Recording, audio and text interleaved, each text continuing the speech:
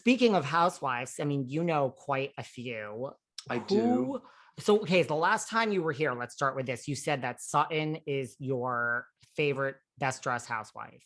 You gave the vote to Sutton. Well, only because it looks like she dresses herself, Whereas like some of the others, and also Kyle, Kyle looks like she dresses herself. Whereas like you have like Erika Jayne, who I live for, and she's a Barbie doll. She has a squad and they do it,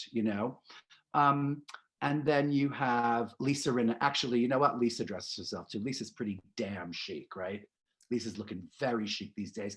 I like that she sees a whole kind of niche thing for herself. And she's like, oh yes, I'm the tailored one. Like I will be in the tailored suit.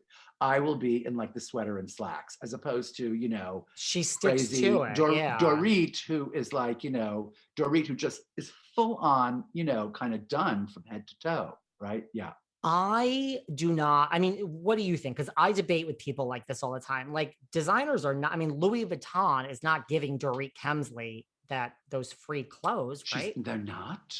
You think they are? I don't know. I bet it's a kind of like a give and take situation. That's my guess, That's my guess.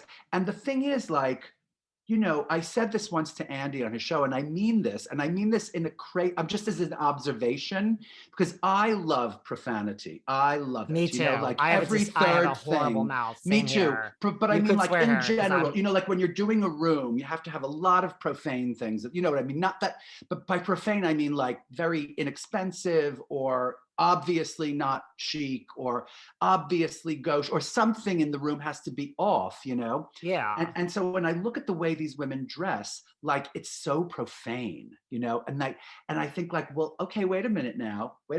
If you keep doing profane, it's just going to be profane. You know what I mean? Whereas like, you kind of have to now think a little bit more about being like a woman or something, as opposed to just being a doll.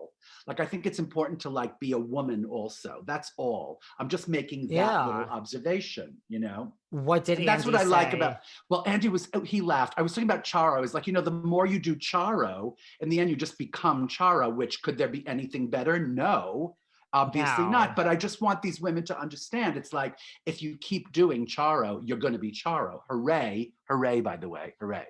We love Charo. Listen, we love Bo. I mean, but come on. You see what I'm saying here, darling. Yeah. Right? You see what I'm saying. If you keep doing like sex blow up doll, you're going to be a sex blow up doll. Good for you. Just know it. That's all. Just know it. I think Erika's a sex blow up doll, and Dorit, I think, is a walking billboard for Louis Vuitton at this point, and a couple other brands. But that's okay. But just know it. That's all. If you're aware of it, then that's perfect. Then it's legitimate. Maybe she is.